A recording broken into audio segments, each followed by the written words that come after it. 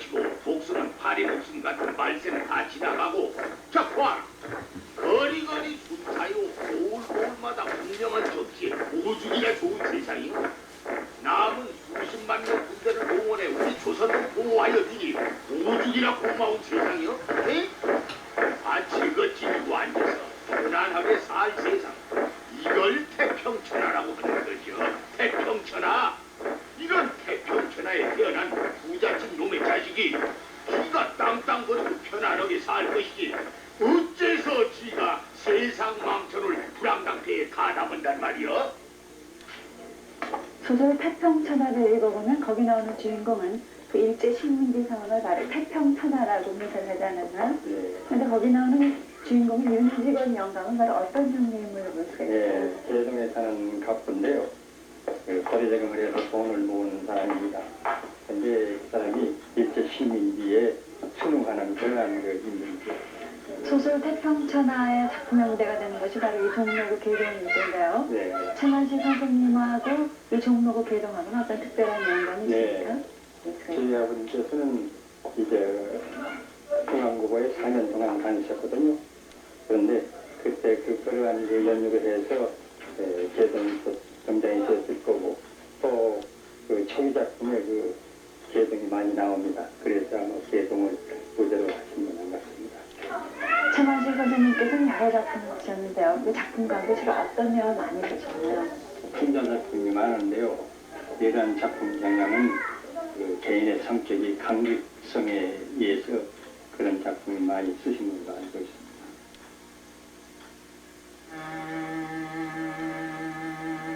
최만식.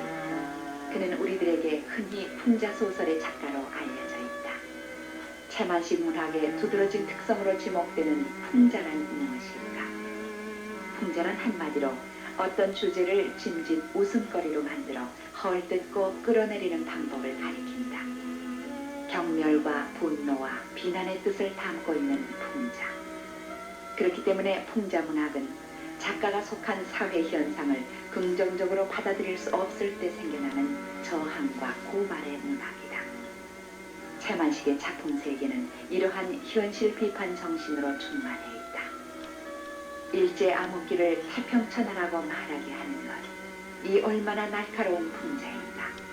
맹소와 기지와 익살이 넘치는 최만식의 풍자문학. 그것은 현실을 정면에서 비판할 수 없었던 시대 상황과 그의 곧고 바른 개성의 산물이다. 최만식 선생님은 하여간 제가 살고 있는 한은 누구를 칭찬하는 일이 없어요. 그리고 교제를 해도 참 어렵습니다. 그분하고 이렇게 접근하기가 전체로 보통사하고는 관계가 없고 그냥 힐힐 지나가는 하나의 파스바이 같은 그런 자세, 일 신에서도 늘 사람을 말하기를 인생 낙제생이다. 그런 얘기를 하죠. 사기망을 하지 없다. 인간방을 하지 없다. 인간과의 조화라는 의미 전혀 없어요. 이게 누가 좋다든가 뭐 이렇게 깊이 사귀는 거는 우리의 면역 중에 아까 그 최태항이 뭐 제작적으로 있었고 이무영, 송기영 몇 명 자기와 비슷했던 사람들 많이 좋다고 그러고 마무리 이야기도 하면 말도 못하게 해서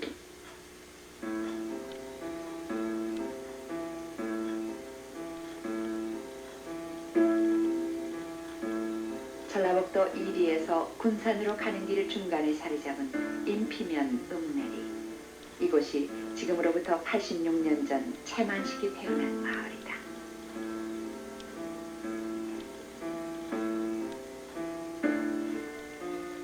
지금은 다방과 조그만 가게들이 들어선 한적한 고해지 변들이지만 최만식이 자라던 시절에는 호남 평야와 서해에서 나는 각종 농수산물이 모여들어 장날엔 인파가 제법 붐비던 활기찬 마을이었다.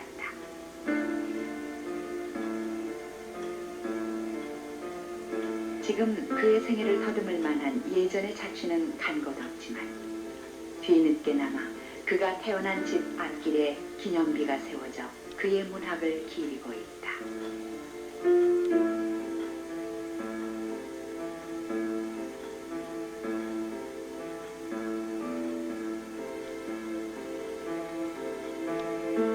아버지 때의 그의 집안 형편은 퍽 어려웠다고 한다. 그러던 것이 영농에 뛰어난 수완을 보였던 아버지 때에 와서 시골 부자 소리를 들을 만큼 가산을 일구게 된다.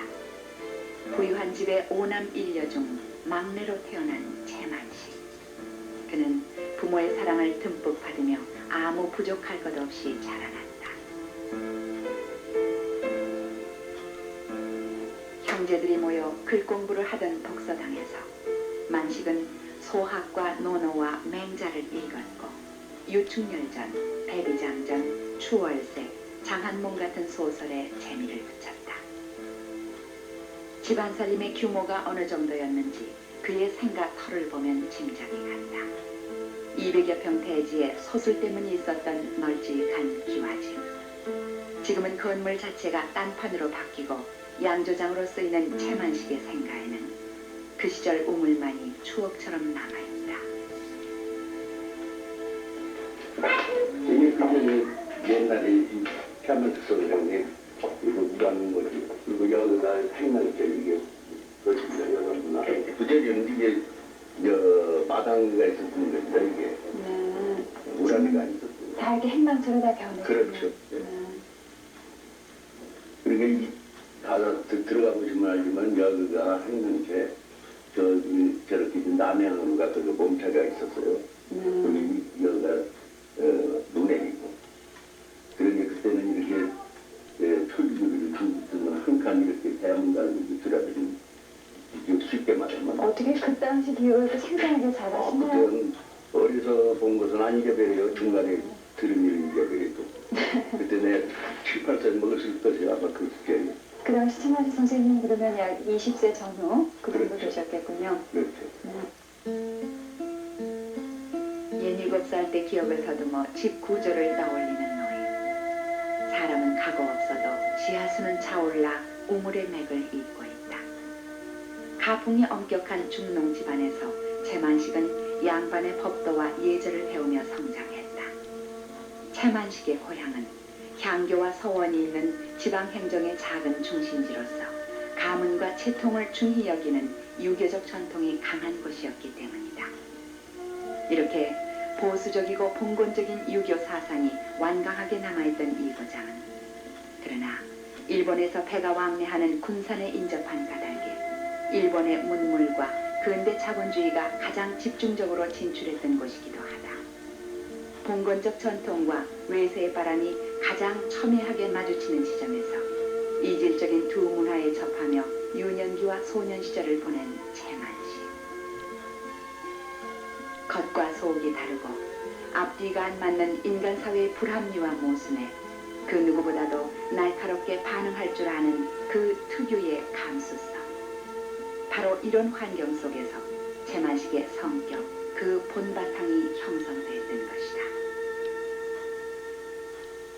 그분이 원래 대단히 결백력이 있습니다. 내려는 어떤 그래가지고, 종류의 예. 결백력이 있어요? 이제 우선 위생관념으로 따지면 남이 잡았던 문고리를 절대로 잡지 않고 한번 잡았다 그러면 크레이지얼로 손을 씻는 버릇이 있었고요. 또 하나는 초계자 만드는 과정을 우연히 목도하고 나서는 대단히 불결하다 해가지고 평생 초계자생을 먹지 않았다고 해요. 그런 결벽성이 그 작품이나 또는 글 쓰는 데로 나타나겠죠? 그러죠. 철저히 그 직설적인 그런 수사법이라든가 또는 문장에 있어서 중점점 하나라도 소홀히 하지 않았다고 하는 점. 또는 이제 크게 보면 그 독특한 그 스타일이라고 할 수 있는 풍자문학이라고 하는 것도 남달리 안 입고 온 것을 받아들일 수 없는 세속과 적당히 타협할 줄 모르는 그런 데에 쏘아진 것이라고 볼 수 있고 그런 것이 문장에도 그대로 나타나 있습니다. 비위에 거슬리는 것을 참지 못하는 채만식의 결벽증. 그의 그러한 성격은 정면 비판이 허용되지 않는 시대 상황과 마찰하면서 그 특유한 풍자문학을 낳기에 이르렀다. 만주 사변에서 중일 전쟁을 거쳐 제2차 세계대전으로 절정에 이른 일제의 식민지 탄압 정책은 일체의 사상운동을 봉쇄해버렸다. 장씨 개명이라 해서 이름자조차 일본식으로 뜯어고치는 그때의 가혹한 문화 말살 정치. 이런 억압적인 상황에서 그는 풍자라는 방법을 통해 왕성한 문화 활동을 하게 된다. 처녀작 세길로를 시작으로 옥랑사, 제향날 등 채만식은 118편의 작품을 세상에 남긴다. 그리고 그의 대표작 탕류를 통해 사회학과 인간성 상실로 파멸하는 여러 부정적 인간상을 제시하고 그들을 통해 식민지의 병든 현실을 고발하고 민족사에 나아갈 방향을 암시한다.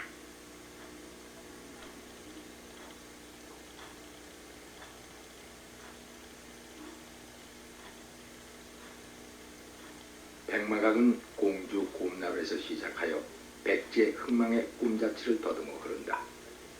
풍월도 좋거니와 물도 맑다. 그러나 그것도 부여 전후가 한참이지 강경에 다다르면 장군들의 흥정하는 소리와 생선 비린내에 고요하던 수면의 꿈을 깨어준다. 물은 탁하다. 예서부터가 옳게 금강이다.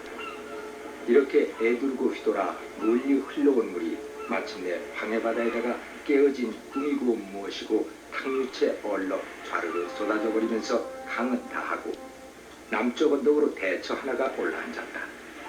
이것이 군산이라는 항구요. 이야기는 여기서부터 실마리가 풀린다.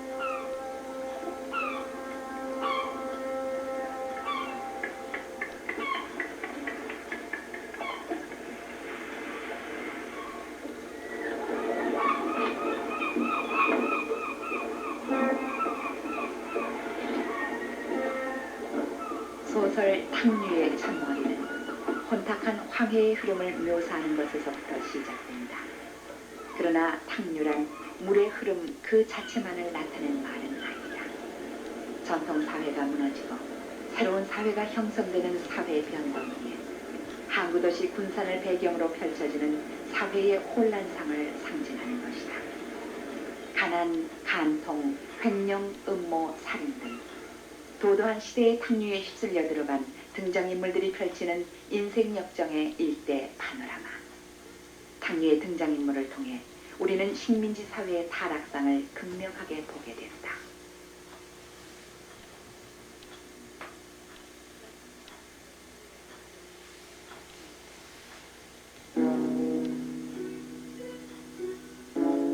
고태술은 이곳 군산의 은행 지점으로 정근해 오면서부터 주색에 침혹하기 시작했다. 그의 노는 본세는 허벅지고 돈 아까운 줄을 모르는 것 같았다. 백석이라는 대금업자의 당가수표를 만들어 쓰는 것으로부터 그는 사기와 횡령의 첫 출발을 삼았다. 처음에는 손이 떨리고 며칠 동안은 가슴이 두근거리고 했으나 차차 맛을 들이고부터는 제법 척척 써먹었다. 그러나 받아놓은 밥상인 것을 언제 어느 구석에서 뒤집혀질지 하루 한시인들 안심할 수가 없었다. 그래서 그는 항상 입버릇같이 죽어버리면 그만이지 이 소리를 하고 또 할라치면은 순간 아무 것이고 무섭지도 않고 근심도 놓이고 하던 것이다. 사기 횡령범 고태수가 근무하던 은행 건물은 아직도 남아있다. 군산 시내 중 가장 번화한 중심가에 위치한 당시의 조선은행 군산지점 건물. 지금 이 건물에서 그때의 위세당당했던 조선은행의 자취를 찾아볼 수는 없다.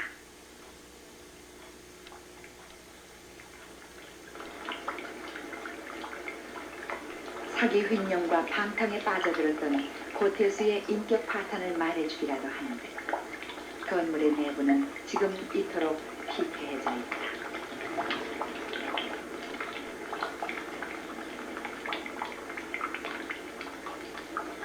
마치 소설 속의 암울한 분위기를 전해주고 맑은 날에도 어디선가 새 나오는 물이 빗물처럼 떨어져 바닥을 적시고 있다.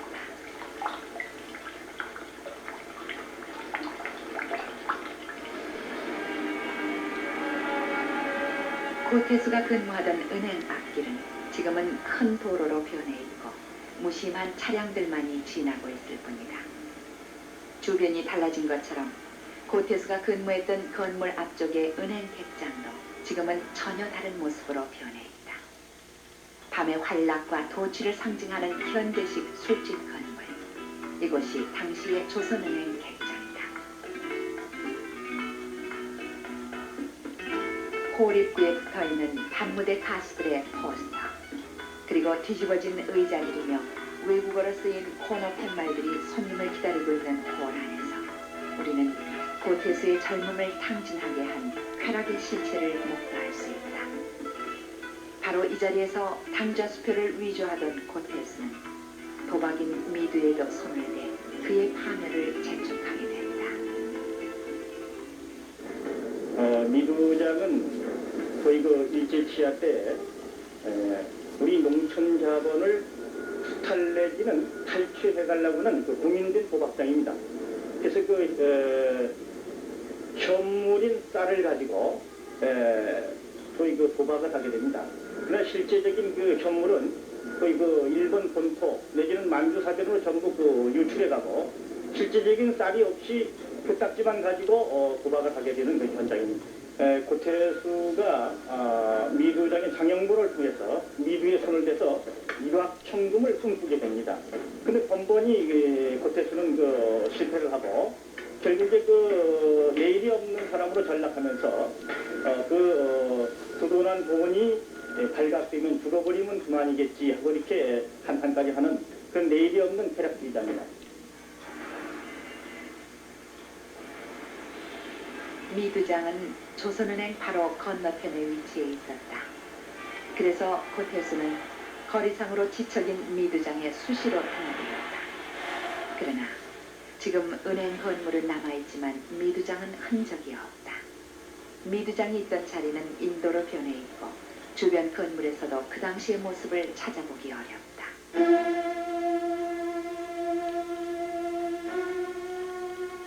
고태수와 같이 일확천금을 꿈꾸는 투기꾼들이 드나들었던 미두장. 이곳은 조선인들의 자본이 수탈당하는 곳이기도 했다. 일제에게 토지를 강매당한 조선인 중소지주들. 그들은 전답을 판 돈으로 이곳에 모여들었고 생계를 이을 수단이 없던 하층민들은 미두장 주변을 서성였다. 소설 탕류는 이런 모습을 생생하게 부각시켜 놓고 있다. 우리가 보통 사랑이라든가 하는 것을 다룬 것들은 아무리 대단하다 하더라도 근대 속으로 할 수는 없습니다. 사랑은 옛날에도 지금도 앞으로 더 있어요. 그러나 돈이 사회를 움직이는, 인간들을 움직이는 기본 요소가 돈이다 하는 것, 이것은 자본주의하고 관계가 있는 것입니다. 이 자본주의라는 것은 이제 근대하고 관계가 있는 것인데, 그러니까 어떤 작품에서 돈이라는 것, 이것이 중요한 역할을 하지 않는 그런 작품은 근대 속으로 갈 수 없어요. 최만식은 어느 정도 진보적인 입장, 최만식은 이 카프라든가 동반자 이런 것도 관심을 갖고 있습니다. 이 사람은 상당히 진보적인 입장에서 우리 근대의 돈의 행방, 즉 자본의 잘못된 이동, 식민 속에 있어서의 왜곡된 그 자본 형태가 인간을 어떻게 몰락시켜가고 인간을 위축시키는가 하는 것은 다른 것입니다. 군산이라는 이곳이 식민 착취의 모양을 가장 잘 보여주는 그런 풍입니다. 군산 항구에서 이제 거기 미두 요새 정권 같은 그런 기장이 벌어지고 해서 거기에 많이 몰려들었던 젊은 또는 한국 사람들이 자본을 투자, 소자본을 투자해가지고 전부 망해버린 거예요. 그 망해가는 과정을 갖다가 그 탕류에서는 가장 잘 드러낸 것입니다.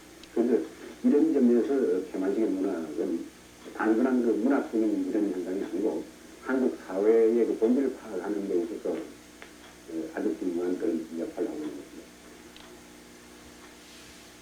일제시대에 생활의 근거를 잃고 밑바닥 인생으로 전락해간 조선인들. 최만식은 그들의 몰락의 원인을 사회 구조적인 면에서 찾고자 했다. 따라서 탕류가 식민지 체제의 문제로 미두장 투기를 문제 삼은 것은 작가가 식민지 현실을 바라보는 안목이 매우 정확하고 탁월했음을 보여주는 것이다. 소설 탕류에서는 이렇게 사회 구조에 의해 몰락해가는 하층민들의 생활상을 정난하게 그리고 있다. 날마다 미두장을 서성이던 정주사. 그를 통해 우리는 도시 하층민의 비참한 생활을 보게 된다.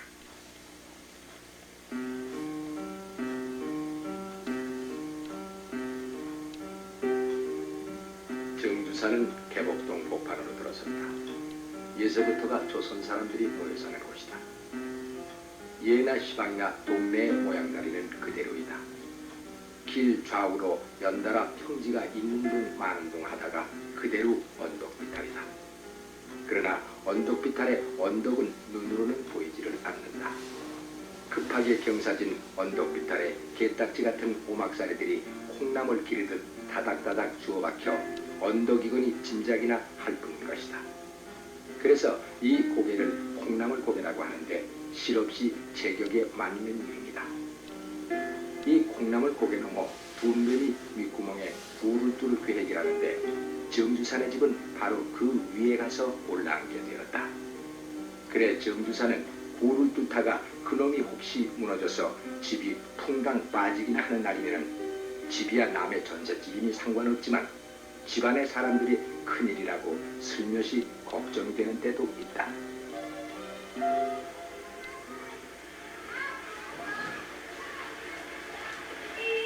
여기가 바로 콩나물 고개이다. 지금은 그때 형편과는 많이 달라졌지만 언덕 비탈에 빈틈없이 들어찬 허름한 집들이 한눈에 넉넉지 못한 동네임을 알 수 있다. 부두 노동자들이나 보따리 장수들이 국밥을 먹으러 다녔던 식당. 아침 저녁 찬거리로 콩나물이 팔려나간 구멍가게. 이렇게 그 시절에도 있었던 상점들을 콩나물 고개에서 보게 된다. 정주사는 날마다 끼니 걱정을 하며 이 고개를 넘어 다녔던 것이다.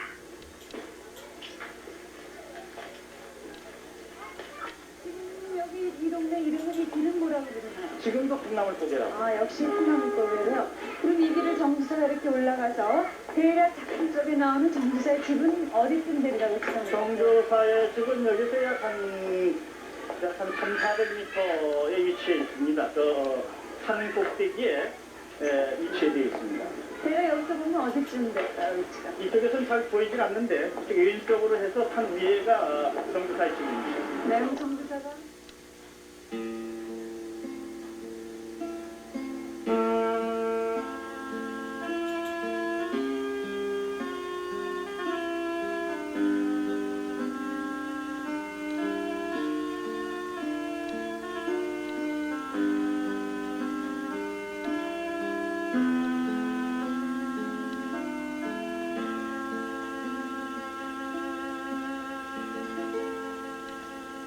작품 속에 나오는 정주사 집이 대략 200m가 될까요? 네, 정주사 집의 위치가 바로 저쪽이 되겠습니다. 정주사가 서천 땅에서 논밭대기를 전복하는 1,300원 중에서 대정동에다가 800원을 주고 집을 마련합니다. 근데 800원을 준 그 집도 미비에 전부 날려버리고 거기에 나머지 돈을 가지고 이것을 한 2칸짜리 집을 얻어가지고 여기 와서 살았습니다. 그런데 정주사는 매일같이 걱정을 하게 되죠. 왜냐하면 이곳에 불이 뚫린다는 그러한 소리를 듣고 만약에 불이 뚫린다고 한다면 우리 집이 폭삭 주저앉을 것이라는 그런 걱정을 세상같이 했습니다만은 지금은 불이 뚫어져 있지 않고 시원하게 뚫린 길이 이렇게 나 있습니다.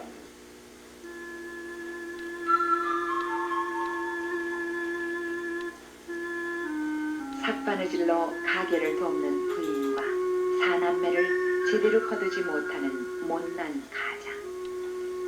밥을 굶기기 일쑤이고 월사금도 제때 못 주는 못난 아버지 정주사는 그 당시 뼈저린 생활고에 신음하던 조선 사람들을 대표하는 전형적 인물이다. 만조의 강물을 바라보며 정주사는 자살을 생각하기도 했다. 선창에 와서 노동도 해보았지만 한나절 일하고 열흘을 알아누웠었다. 정주사가 절실히 느끼는 것은 해마다 점점 살기 어려워진다는 사실이었다. 올해 살림 형편이 작년만 못했고 작년은 재작년보다 못했던 것이다. 미두에 손을 댔다가 몽땅 잃고만 고향 땅을 팔아 마련했던 그 오금이 떨리는 재산. 정주사는 때로 저만치 강 건너 보이는 서천의 고향 땅을 바라보며 눈물 짓고 한숨을 토했다.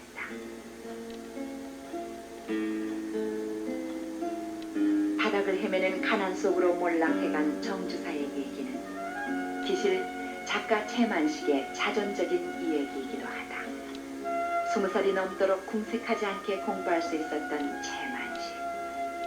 그러나 뜻하지 않은 경제적 파탄으로 일본 유학도 1년 반 만에 끝나버린다.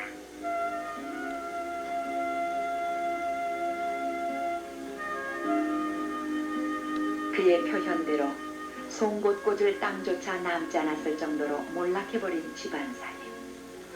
게다가 몇 푼 안 되는 기자 월급으로 형의 가족까지 돌봐야만 했던 집안사정. 그리고 오랫동안의 실직 생활. 채만식은 이 무렵의 자기 생활을 참나무 장자까지 뻣뻣하고 물기 없는 생활, 물질의 안정과 애정의 위무에서 버림받은 생활이라고 한탄하고 있다. 이 집이 이제 채만 선생님이 처음 장만하신 집이죠. 근데 어떻게 해서 이런 집을 장만하셨어요? 상류 3판 인쇄에다가 그리고 그 잘난 사람들을 위시한 매편의 그 단편 소설 그 원고료 합해서 당시에 37원 가지고 요 집을 샀어요. 네. 근데 그 요 집이 그 기와집에 사악한 집입니다. 사악한 집. 그래서 그 남양에서 아주 전망도 좋고 그래서 평소에 그러므로 이 집을 샀다 해가지고 아주 좋아했습니다. 근데 이제 이 집이 이 집터가 다 그 당시에 이렇게 넓었었나요? 아니면 그 당시에는 이런 건물이 들어서지 않았으니까 이렇게 남양바지를 이렇게 기와집에 사악한 집이 있었고 그리고 이제 건물이 있었는데 여기가 완전히 달라져 버렸어요. 이게 형적을 전혀 찾을 수가 없습니다. 네. 이 집이 수연동 4번지예요. 근데 이제 사자가 기분이 나빠서 팔았다. 그러는데 사실은 그게 아니고 흡연하는 과정에서 돈이 없어서 이 집을 뺏듯이 팔았어요. 근데 그럼 이거 모처럼 마련한 집조차 팔아야 할 만큼 다시 궁색해지고만 살린 병 때문이었다. 생애를 마칠 때까지 채만식을 괴롭힌 건 가난만이 아니고 질병이기도 했던 것이다. 과로와 영양실조 끝에 온 폐결핵은 생활고보다 더욱 가혹한 시련으로 옥죄어왔다.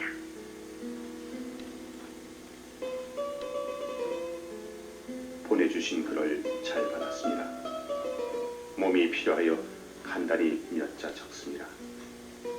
마이신을 공정 가격에 구입할 수만 있다면 좋겠습니다. 곧 맞아야 하겠으면서도 가격이 하도 비싸서 생심도 못하던 터입니다. 마이신 중에도 최근 오일 마이신이라고 효력이 더 강한 것이 들어왔다는데 가격이 워낙 비싸서 엄두도 못 낼 형편입니다. 허락에만 살 수만 있다면 50병 사고자 하오니 잘 좀 알아봐 주십시오. 너무 부담을 끼쳐드린 것 같아 무어라 더 드릴 말씀이 나오지 않습니다.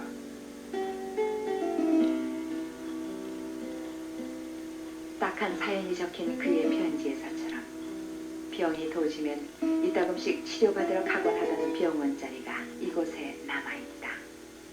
호남의원. 그때 호남의원이었던 건물 아래층은 지금 제법 큼직한 옷가게로 변해 있다.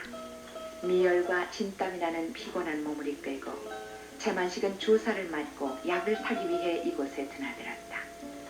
지금 병원의 흔적은 없고 2층으로 통하는 좁고 가파른 나무 계단만이 그때 그대로 남아있다. 쌀자루와 바퀴약통이 보이는 후줄그레한 옛 병원 자리. 거기서 우리는 생명의 층계 그 꼭대기에서 절망과 싸우고 있는 한 작가의 막다른 골목과 마주치게 됐다. 좀 치료는 위해서 어떻게 치료비가 이제 없으니까 윤보경 박사 말씀을 들어보면 돈이 없으니까 하도 미안해서 나중에 감나무 묘목을 선사했다. 치료비 예, 대신으로. 치료비 대신 그런 말이 있고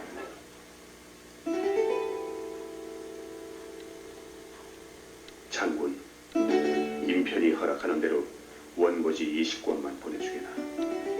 나는 일평생을 두고 원고지를 넉넉하게 가져본 일이었다.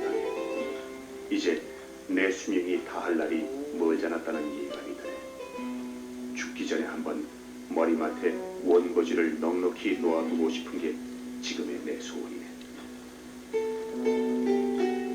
죽을 때까지 원고지조차 변변히 마련하지 못했던 작가 최만식. 38년 전 그는 이 방에서 향년 49세로 숨을 거두었다. 죽기 바로 전까지도 그는 가까스로 몸을 일으켜 저 들창으로 밖을 내다보곤 했다. 어찌러찌란 현기증 속에서 바라다보던 하늘, 푸성기밭에 내리는 기적처럼 눈부신 햇살. 그것은 끝까지 인생과 문학에 걸어온 그의 소망의 빛깔이 아니었을까. 그의 생애는 그의 소설에서처럼이나 처절한 것이었다. 작가와 그 작가의 그 체험과는 이른바 그 불가분의 관계에 있다고 이렇게 볼 수 있겠습니다. 특히 그 최만식의 경우에는 이 자기의 그 작가적 체험과 작품 내용과가 깊은 이렇게 연관이 되고 있습니다.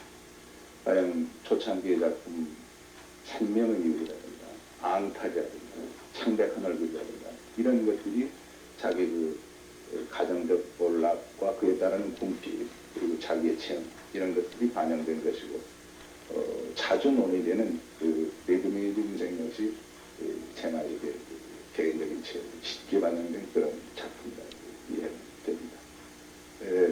최만식의 경우에는 한 시대를 아주 전형적으로 살았다고 할까요? 그래서 자기의 개인적인 문제가 어떤 그 개인적인 문제로 끝나는 것이 아니라 그것을 사회적인 문제로 연결해서 그렇게 문제 삼기 때문에 그 최만식의 어떤 개인적인 그 경험이 소설로 수용되면서 그것은 사회 문제라고 하는 그런 성격을 띠게 됩니다. 따라서 최만식의 작품의 어떤 그 사회의식이 그 강하게 나타나는 그런 그 원인이 되는 것입니다. 자기 자신의 아픔을 사회적인 차원으로 승화시켜 써보인 최만식. 자신이 역사의 흐름 속에서 괴로워한 것만을 작품으로 쓸 수 있다고 한 것은 누구였던가. 30년대 문화말살 정치하에서 많은 작가들이 현실 밖으로 도피해 갔을 때도 그는 역사의 현장에 있었다. 현실의 아픔을 증언하기 위해 붓을 꺾지 않았던 것이다. 그의 소설에는 몰락한 하층민의 문제뿐 아니라 교육받은 지식인들을 등장시켜 식민지 교육의 맹점을 날카롭게 지적하고 있다.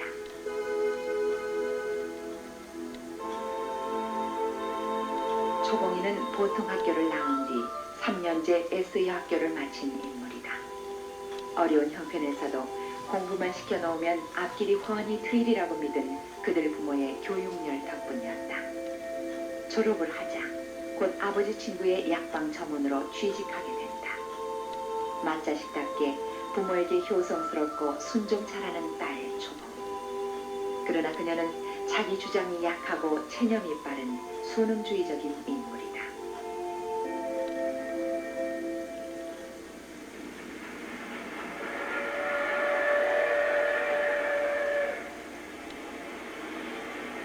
소설 속에서 초봉이가 근무하던 제중당 약국자리에는 지금은 다른 현대식 약국이 자리 잡고 있다. 초봉이가 있었음직한 카운터에는 지금 남자 약사가 홀로 자리를 지키고 있다. 푸른 잠바차림의 남자 손님은 무엇을 사는 것일까? 소설에서 남자 손님들은 자주 향수나 은단, 화장품들을 사러 오곤 했다. 들국화처럼 생긴 여정원 초봉이를 한 번 더 보기 위해서였다.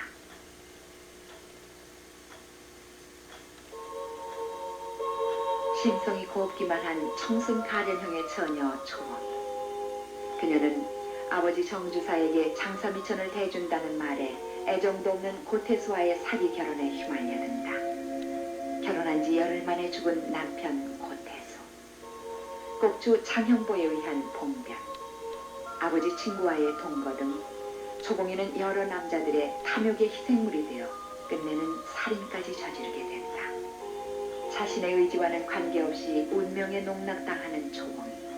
그녀는 교육받은 세대이면서도 무기력한 인물의 표상인 것이다. 최만식의 작품에서 드러내고자 하는 것은 여러 가지가 있습니다만 그 중에 하나가 교육에 관한 문제입니다. 우리 그 대몽전 시대부터 개화부터 우리 근대 그 문학이나 사상이나 이런 것을 전개한 사람들은 육당이나 뭐 이강수나 이런 대몽전자를 적게 쓴다면 뭐든지 배워야 된다 이런 식이었어요. 배우기만 하면 모든 게 다 해결된다.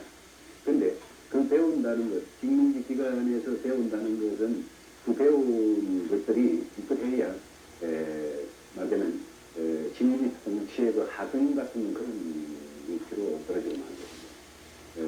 상유라는 작품을 문제 삼을 때에 서봉이라는 이 여자는 말하자면 아까 말씀드린 그런 교육의 희생으로 되어 되는 그런 경우고 레즈메의 인생에 있어서의 그 주인공이라든가 그게 그 화자로 나오는 그 젊은 청년이라든가 또 태평천에 나오는 여러 가지 인물들, 젊은 청년들 이런 것도 되게 그런 인물로 보죠.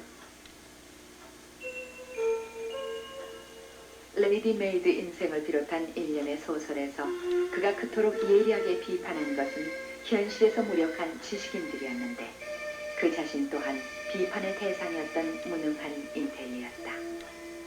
무기력한 문화예비군 속에서 푸른 한숨만 쉬는 초상집의 주인 없는 개들. 이렇게 냉소적으로 최만식은 그 자신과 무력한 대다수 식민지 지식인들을 통박하고 있다. 1급의 풍자 작가인 최만식. 그런 그가 1938년 개성에서 어떤 독서회에 관련돼 사상불원 혐의로 일경에 체포돼 생존의 위협을 느낀 것을 고비로 친일문학으로 돌아선다. 그의 편절은 뿌리 뽑힌 인텔리의 무력성을 여실히 드러낸 아픈 대목이 아닐 수 없다. 소설 민족의 주인은 바로 이러한 변절에 대한 최만식의 참회록인 것이다.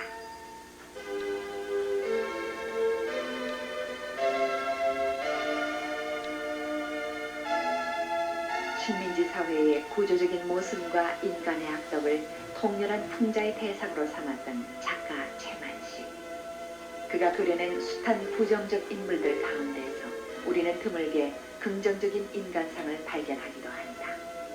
탕류의 남승재가 바로 그런 인물이다. 고아인 남승재는 독학으로 의사시험에 합격하고 가난한 동족들에게 따뜻한 인간애를 발휘한다. 그는 탁한 세태에 휩쓸리지 않고 신념을 실천해가는 이상적인 인간형인 것이다.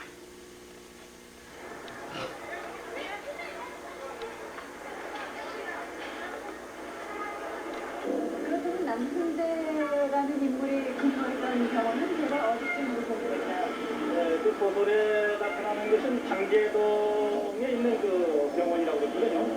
그리고 그 초봉이가 근무하는 그 제중약국과 거리가 그리가 멀지 않습니다. 그 대체적으로 이것이 아마 그 터가 아니겠느냐 하는 그 추정에 현재도 지금 병원으로 있습니다. 네, 그때 지금 뭐 병원으로 이렇게 있으라 있고요. 한번 안으로 들어가 볼까요? 들어갈까요?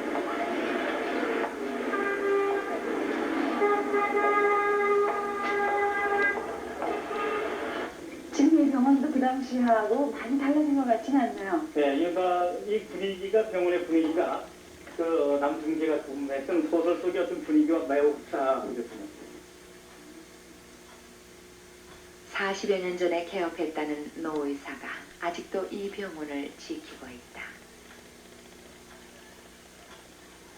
해묵은 세월이 이끼에 덮인 의료기구와 집기들에서 이 병원의 내력을 읽을 수 있다. 구석자리에 놓인 투박한 고식 책상과 그리고 의자. 바로 저 자리쯤에서 남승재는 의학 서적을 뒤적였을까. 치료비가 없어 병원 문을 돌아 나서는 가난한 아버지와 딸을 만나던 날이든가. 남승재는 오랜만에 눈물을 쏟은 적이 있었다. 그때 이 복도에 새삼 차오르던 냉기.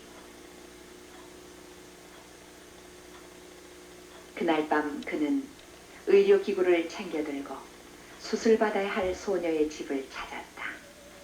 물질주의 밑에서 신음하는 인간의 존엄성을 생각하면서.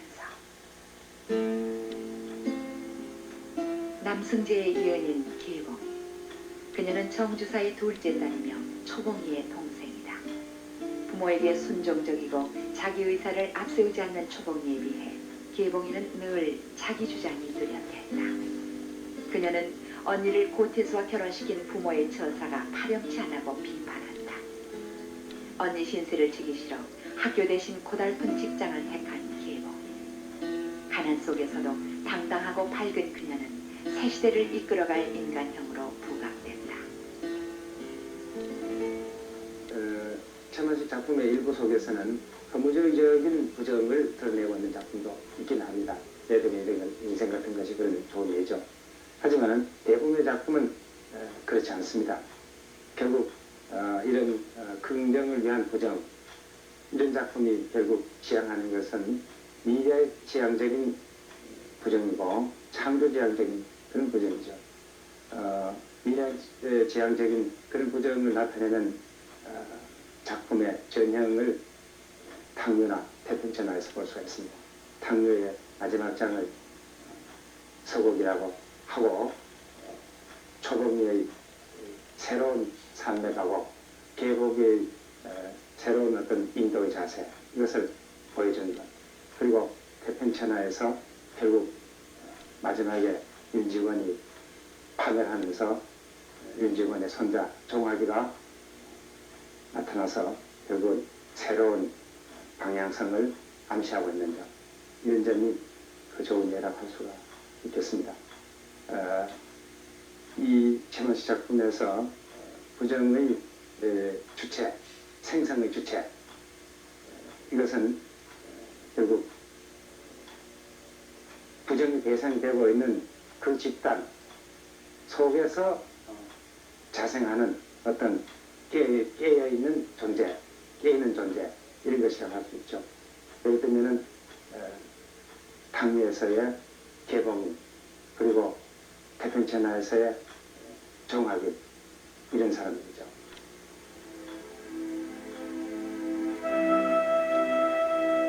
내가 죽거든 보통 상여를 쓰지 말고 화장을 해다오. 널 위에 누이고 그 위에 들꽃을 덮은 후 화관을 태워다오. 목숨에 향내 짙은 들꽃과 더불어 불타서 저기 한줌 흙으로 누워있는 작가 최만식. 죽을 때까지 그토록 악착스럽게 그를 따라다니던 가난과 병, 그리고 지식인의 무력성에 대한 자의식.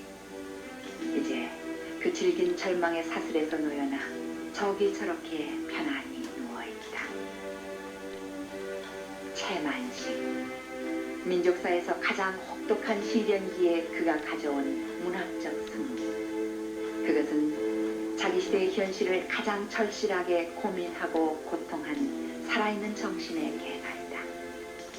그의 작품 탕묘, 태평천하, 치속, 레이디메이드 인생 등은 일제시대의 우리 문학이 보여준 가장 훌륭한 문학적 기록이며 동시에 가장 값진 저항이기도 했던 것이다. 그 저항의 문학을 통해 그는 현실을 부정했고 그 부정 속에서 미래로 열린 긍정의 비전을 창조해 보였다. 우리 민족의 자기 동질성 회복을 위해 바쳐진 그의 문학호는 저 바다처럼 생명에 넘쳐 길이 청청할 것이다.